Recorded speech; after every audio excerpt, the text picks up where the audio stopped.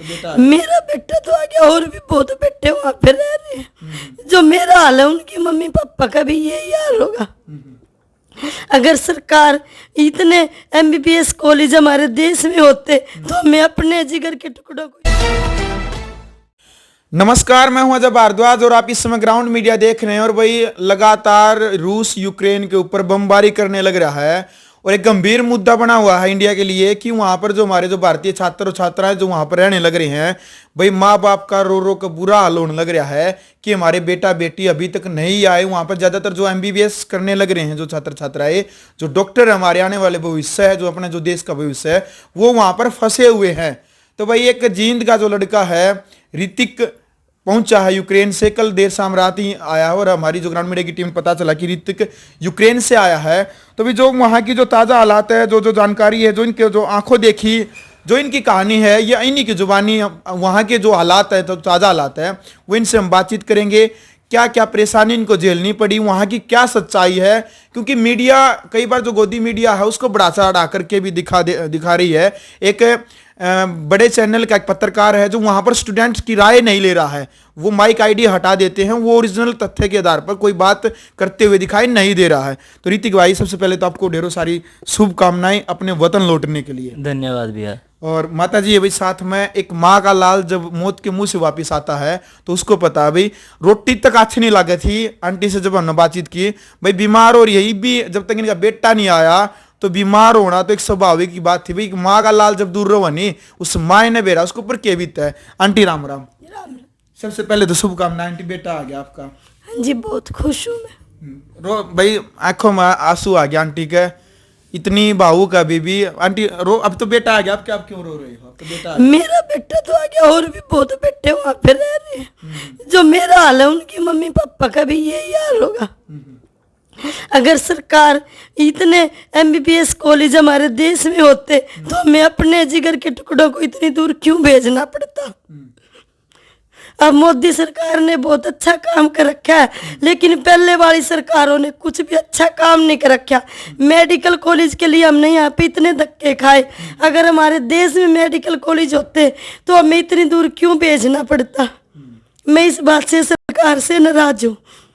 चलो बिल्कुल भाई, एक बड़ा मुद्दा है। पहले भी सोशल मीडिया के ऊपर भी सवाल उठते गए हैं कि हमारे देश के अंदर ही यदि इन बच्चों को एडमिशन मिल जाता तो लगभग 20,000 जो छात्र छात्राएं वो यूक्रेन के अंदर एमबीबीएस की पढ़ाई जो कर रहे हैं।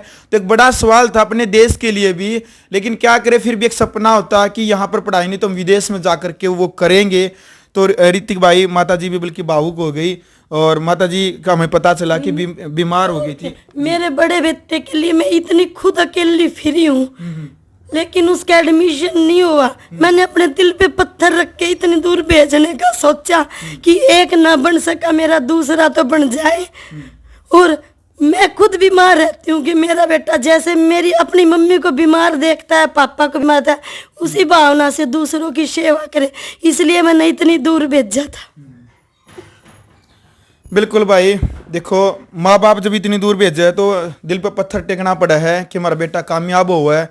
भाई हर किसी के सपने हुए हैं जीवन में साकार करने हुए हैं, लेकिन कुछ सरकार की कमियां रहे हैं। सरकार केवल और केवल बड़े बड़े भाषणों में देश के नाम विकास की बात करती है कि हम ये करेंगे छात्रों के लिए, मतलब बड़े बड़े भाषण देती है, लेकिन ग्राउंड लेवल के ऊपर वो असल जो सच्चाई से जब आप परिचित होते हैं तो भाई माता जी की तरह आँखों में पानी आ हुआ है देश की जनता का। तो ऋतिक भाई, दो चार बातचीत है आपसे कर लेते हैं। तो कौन से शहर में थे आप ऋतिक भाई वहाँ पर? मैं ओडिशा शहर में था, ओडिशा यूक्रेन। अच्छा, तो क्या वहाँ के जो ताज़ा हालात थे, अभी आप वहाँ से कल रात को आए या कब आए हो? मैं कल दिन में पहुंचा था यहाँ पे। मैं 6 बजे घर पे 6 बजे शाम को। अच्छा ऋतिक भाई, क्या हालात थे वहाँ पर, एक बार बताएं आप। जब मैं आया, जब तक यूं था कि स्ट्रीट पे अलार्म बज जाते थे कि अब घर पे चले जाओ अपने अपने, कोई भी मतलब अटैक हो सकता है, बाहर नहीं निकलना। कर्फ्यू जैसे हालात हो गए थे। हाँ, कर्फ्यू जैसे हालात थे, मार्शल लॉ लग रहा था। और वहाँ पे फायरिंग की, हम घर में अंदर होते थे तो फायरिंग की आवाजें सुनती थी और बॉम्ब ब्लास्ट होते थे। मतलब कोई हमारे आसपास नहीं हुआ, वैसे ज्यादातर बॉम्ब ब्लास्ट जो होते थे वो खाली जगह पे होते थे, लेकिन मेरे एक फ्रेंड के से जस्ट 200 मीटर दूर बॉम्ब ब्लास्ट हुआ एक। वो जब से फर्स्ट डे जब बॉम्ब ब्लास्ट हुए सुबह 5:30 बज रहे थे जब, तो उसके बाद में दोबारा तो फिर सब को यूँ हो गया कि हाँ भाई अब तो वॉर स्टार्ट होगी, तो सब सामान लेने जाते हैं। तो वो ऐसे ही वो सामान लेने चला गया और उसके वहाँ पे उसने सामान खरीद लिया और वो गया। जब वापिस आ रहा था तो उससे जस्ट 200-300 मीटर दूर ब्लास्ट हुआ एक। तो फिर वो जैसे सब लोग पैनिक हो गए और फिर वो भाग गए, सब भाग के फिर वो अपने हॉस्टल में आए। तो वैसे दिक्कत तो है वहाँ पे बहुत। बिल्कुल। अच्छा भाई, एक सोशल मीडिया के ऊपर एक बवंडर जो नेगेटिव हम कमेंट कहेंगे, बहुत सारी वीडियो के ऊपर आने लग रहे हैं। वो तो भाई माँ का दर्द आपने देख लिया है। बहुत सारे नु कहते हैं भाई ना अपने देश में पढ़ाई कौन करी, यूक्रेन में क्यों गए? उनने क्या करना चाहिए जो इस टाइम पर ऐसे मतलब पैनिक माहौल बन रहा है और इस टाइम पर भी नेगेटिव कमेंट करने लग रहे हैं? मैं फ्री हूँ कॉलेज उनके साथ। कॉलेज हाँ आंटी जी। मैं फ्री हूँ बच्चों के साथ। मेरे को पता ही यहाँ पे एडमिशन के लिए डोनेशन ज्यादा मांगते हैं और जो पेपर होते हैं बच्चे तो ज्यादा, सीट कमी, यहाँ पे कॉलेज की कमी है। मोदी जी ने आने के बाद यहाँ पे कुछ कॉलेज अनाउंस करे हैं, लेकिन जो अनाउंस करे वो चलेंगे जब चलेंगे। हमें तो दुखी होना पड़ा। मैं बड़े बेटे के लिए बहुत फ्री हूँ, कहीं एडमिशन हो जाए, कहीं एडमिशन हो जाए, कहीं कोई जुगाड़ नहीं बना तो इतनी दूर भेजना पड़ा। बिल्कुल भाई, माता जी ने जवाब दे दिया कि यहाँ एडमिशन नहीं हो रहा था तो डोनेशन देना था, लेकिन डोनेशन इतना नहीं दिया जाता। एक मिडिल क्लास फैमिली से या कोई गरीब हुआ है तो उनके सपने ऐसे ही रह जाए। तो भाई एक बात थी कि तिरंगा झंडा वाला जो मामला था वहाँ पर, कि जो तिरंगा झंडा लगा होगा तो बच जाएगा, जो रशियन जो फौज है वो गोली नहीं मारेगी। वो क्या मामला था और क्या सच्चाई थी वहाँ की जो वीडियो वहाँ पर वायरल होने लग रही है? वैसे मैं तो ट्रेन से आया था तो मेरे को तो कोई वो प्रॉब्लम हुई नहीं, लेकिन जो फ्रेंड जो मेरे बस में आए थे, बस में ट्रैवल किया था, तो उन्होंने वही झंडा लगाया था ताकि मिलिट्री वाले, रशियन मिलिट्री वाले आए और देखें कि हाँ भाई ये इंडिया का झंडा है, इसमें इंडियन लोग हैं, तो वो उनको जाने दे। और ऐसा हुआ भी था। आपने तिरंगा झंडा लगाया था वहाँ पर? नहीं, हम ट्रेन में थे तो पूरी बड़ी ट्रेन में, उसमें सारे यूक्रेनियन लोकल लोग भी थे, वहाँ के नाइजीरियन भी थे, इंडियन भी थे, वो सब मिक्स थे। लेकिन जो बस में जा रहे थे वो झंडा भी लगा रहे थे अपना और उनको जाने भी दे रहे थे रशियन मिलिट्री वाले कि हाँ भाई ये इंडियंस हैं, इनको जाने दो, इनके लिए रास्ता साफ करवाओ, बैरिकेड हटाओ। अच्छा ऋतिक भाई, एक कमेंट आई थे कि भाई जो खर्चा है वहां से आने का लगभग 20,000 से बढ़ा करके 80,000 रुपये कर दिया था। तो एक बार आप बताएं कि आप यूक्रेन से यहाँ तक आए हैं तो आपका क्या लाख रुपये खर्चा आ गया यहाँ आने का? मेरा अभी तो मैं इंडियन गवर्नमेंट की तरफ से आया हूँ तो मेरा अभी तो कोई फ्री में आए हैं। बस मैंने एक एजेंट को $50 दिए थे। मेरी ट्रेन जो मेरी सिटी से बॉर्डर तक की जो ट्रेन थी उसके लिए $50 दिए मैंने बस, और उसके अलावा मेरा कोई और खर्चा नहीं लगा। बिल्कुल भाई, बड़ी बात है यह भी कि यूक्रेन से यहाँ तक केवल मात्र 3-3.5 रुपये, वो भी केवल एक एजेंट इन ब्लैकमेल कर गया। तो 3-3.5 रुपये, लेकिन मात्र $50 जिसकी कीमत इंडियन रुपीज में 3,500 रुपये लगे हैं, वो भी धोखे की वजह से। नहीं तो भाई यूक्रेन से यहाँ तक फ्री में आए हैं एक मोदी सरकार की। यहाँ पर देखो सरकार की आलोचनाएं भी होती हैं, लेकिन यहाँ पर मोदी सरकार की एक तारीफ है कि फ्री में हमारे जो छात्र हमारे देश के उनको वहाँ से निकाल करके यहाँ पर हमारे अपने देश में लेकर के आ रही है। तो वहाँ पर और क्या क्या अपने जो समस्याएं हैं भाई, बमबारी हो रही है लगातार ओडेसा शहर में। भाई ओडेसा शहर में आपको बताना चाहूंगा यूक्रेन का वो प्रसिद्ध शहर है जिस प्रकार से हमारे देश के दिल्ली और मुंबई है पोर्ट सिटी। तो भाई वहाँ पर अब की क्या सिचुएशन है? अभी वहाँ पे सिचुएशन तो वैसे ज़्यादा ख़राब नहीं है। कीव और खारकीव में ओडिशा से ज़्यादा ख़राब सिचुएशन है वैसे तो, लेकिन वहाँ पे भी जैसे बॉम्बिंग होती है, रात को अलार्म बज जाता है कि अपना बंकर में चले जाओ, आसपास में घर में वहाँ पे मतलब आए 500 मीटर दूर बंकर बना रखे हैं गवर्नमेंट ने, तो अगर कुछ अलार्म बजे तो अपने बंकर में चले जाओ। वहाँ पे बंकर जो जाओ तो वहाँ पर बम का असर नहीं होता? नहीं, वो नीचे अंडरग्राउंड होते हैं और वो कवर होते हैं, तो उसमें कोई बम का ज्यादा असर नहीं होगा। अच्छा, सेफ होते हैं। अच्छा, इस वजह से। अच्छा, और क्या क्या परेशानी देखी आपने भी वहाँ पर?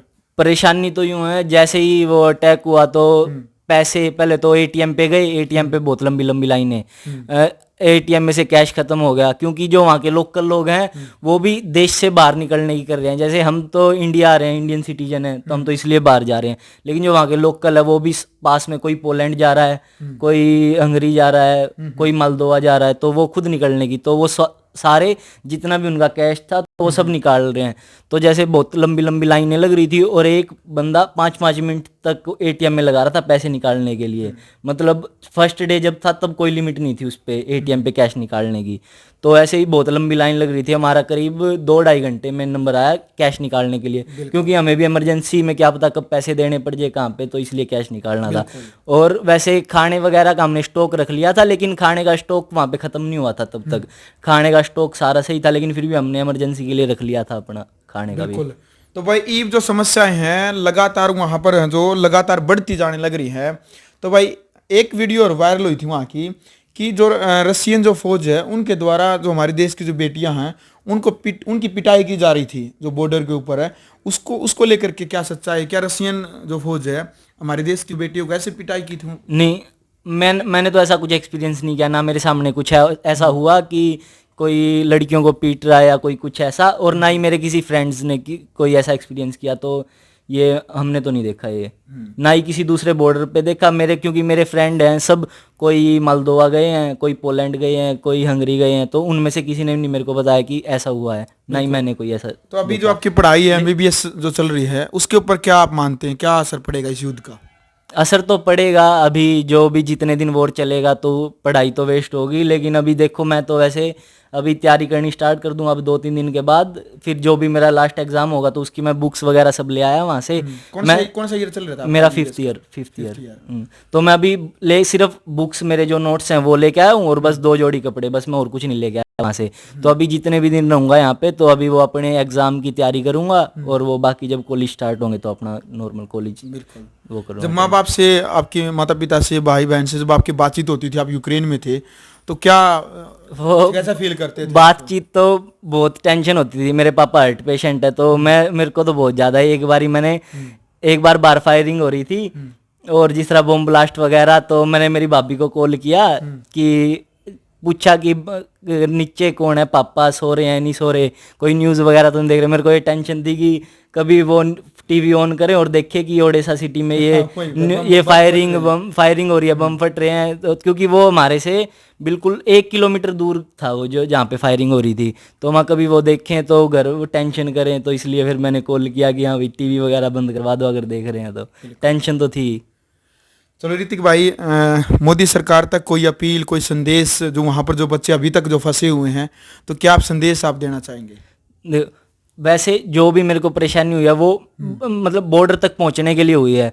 अगर गवर्नमेंट ऐसा करे कि अपने कोई व्हीकल चलाए, हर सिटी से बच्चे लेके जाए और बॉर्डर भी वो खुद क्रॉस करवाए, क्योंकि बॉर्डर क्रॉस करवाने में बहुत परेशानी होती है वहाँ पे। मतलब वहाँ पे इतने लोग होते हैं, करीब एक हॉल में रेलवे स्टेशन में 3-3.5 हजार लोग थे फॉरेनर, और वो सबसे पहले वो निकालते हैं जो आर्मी वाले यूक्रेनियंस को, वो प्रेफरेंस यूक्रेनियंस को देते हैं सबसे पहले। उसके बाद दूसरे नंबर पे वो प्रेफरेंस लड़कियों को देते हैं कि हाँ भाई जो लड़कियां हैं, लड़कियां 10-10, 15-15 करके निकालते हैं, और जो बच्चे लास्ट में लड़के जो कि इंडियंस भी है, इंडियन, नाइजीरियन, मोरक्कन, सब सारी कंट्रियों के, तो वो उनको लिटरली लड़के लाना पड़ता है। मेरे हाथ पे भी यहाँ पे चोट लग गई थी, और जब मैं लड़ के आया हूँ, मैं सच में, मैं वहाँ पे 17 घंटे लग गए मेरे को बॉर्डर क्रॉस करने में, और बिल्कुल 17 घंटे लगे और भूखे भी आप? हाँ, 17 घंटे मेरे फ़ोन की चार्जिंग खत्म हो गई थी और मैं मेरे दोस्तों से अलग हो गया था, तो मैं अकेला था वहाँ पे। तो मेरे लिए तो करो या मरो वाली सिचुएशन थी कि अभी तो दोस्त नहीं है तो किसी दूसरे बॉर्डर की ट्राई भी नहीं कर सकता मैं तो जाने के लिए, क्योंकि मैं अकेला हूँ। तो इसलिए फिर बाद में तो मेरे को तो यूँ था कि अब तो कैसे भी करके निकलना है, कुछ हो जो, फिर मैं 17 घंटे लगे मेरे को निकलने में। बिल्कुल। चलो भाई, आंटी कोई मतलब इसका वहाँ से कोई ऐसा फोन भी आया था कभी कि माँ अब तो मतलब माहौल ज़्यादा ही डगमगा गया यहाँ पर? ये बताता नहीं था कि मैं भी बीमार हूँ, टेंशन करूंगी, इसके पापा भी हार्ट पेशेंट है, तो ये तो कह रहा था मम्मी न्यूज मत देखा करो, न्यूज वाले तो यूं ही कह रहे हैं। बिल्कुल, एक तो चीज को बढ़ा चढ़ा के दिखाते हैं। हाँ, उसके बाद मैंने तो जब भी इससे फ़ोन करती थी मैसेज कर दिया कर, मैं इसके पास मैसेज छोड़ती थी 17 घंटे में, जब भी इसका कहीं फ़ोन कनेक्ट हो गया तो मेरे को हाँ ना का पता चल जाता था। एक बार आवाज़ सुनती तो मैं इसके पापा से बोलती हाँ आवाज़ तो सुनी है, ठीक है, भूखा है तो कोई बात नहीं, हम व्रत भी रखते हैं, चोट लग जाएगी तो घर आकर संभाल लेंगे, ठीक हो जाए, बस एक बार सही सलामत पहुँच जाओ। फ़ोन कनेक्ट होता था तो हम खुश हो जाते, चलो कुछ तो है। हर वक्त मैं फ़ोन का नेट ऑन करके अपने पास रखती थी, कोई मैसेज आ जाए एक बार हमें सुन जाए। बिल्कुल। चलो आंटी, जो बेटा बेटी वहाँ पर अभी बचे हुए हैं उनके माता पिता तक आप क्या संदेश देना चाहेंगे? आपने हौसला रखा तो उनके माता पिता का आप क्या संदेश? मैं तो यही चाहती हूँ कि जैसे मैंने हौसला रखा वैसे हौसला रखे, जिस भी भगवान को मानते हो उसी से अपनी परे करें, और अपने बच्चों की आने की सलामती की दुआ हम भी करते हैं और सब माँ बाप करें, पूरा हिंदुस्तान ही दुआ करे कि जैसे हमारा बच्चा आया वैसे सबके बच्चे सही सलामत आए।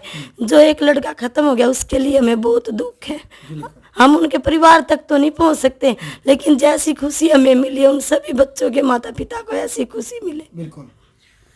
चलो भाई देखो, दर्द है आंटी का, क्योंकि एक देश का एक बेटा भी गया है। हर भी बेटा जब खुद मतलब मौत का मुंह मुतबा रहा हुआ है, तो एक मां नहीं पता चला है उसके मतलब पीड़ा क्या हुआ है। पर वीडियो आपने देख लिया। फिलहाल जो यूक्रेन से जो देश का लाल, जो देश का बेटा वापिस आया है, तो इसको लेकर के जो वहाँ के जो ताज़ा हालात थे, 4-5 मुद्दे थे, वहाँ की जो वीडियो वायरल होने लग रही है, कुछ जो फेक वीडियो भी जो जारी करते हैं, हालांकि वहाँ की जो सच्चाई वीडियो भी हैं, लेकिन किसी वीडियो को बढ़ा चढ़ा करके दिखाया जाता है। तो उसको लेकर के जो वहाँ की जो सच्चाई थी कि मोदी सरकार ने सहायता की है या नहीं की है, क्या एक्स्ट्रा पैसे लिए जा रहे हैं या नहीं लिए जा रहे हैं, तो पूरी जो सच्चाई है ऋतिक भाई ने जो बताई है। आपको कमेंट बॉक्स में अब आपने अपनी राय रखनी है इस पूरी स्टोरी को लेकर के कि आपकी राय क्या, आप क्या कहना चाहेंगे। और वीडियो यदि अच्छी लगी तो वीडियो को शेयर करें, चैनल को सब्सक्राइब करें और ग्राउंड मीडिया चैनल को सब्सक्राइब करके बेल आइकन दबाएं। ग्राउंड मीडिया के लिए जींद जिले से अपने कैमरा सहयोगी इंचार्ज के साथ मजा भारद्वाज। राष्ट्र निर्माण की जानकारी के लिए ग्राउंड मीडिया चैनल को सब्सक्राइब करें और शेयर करें।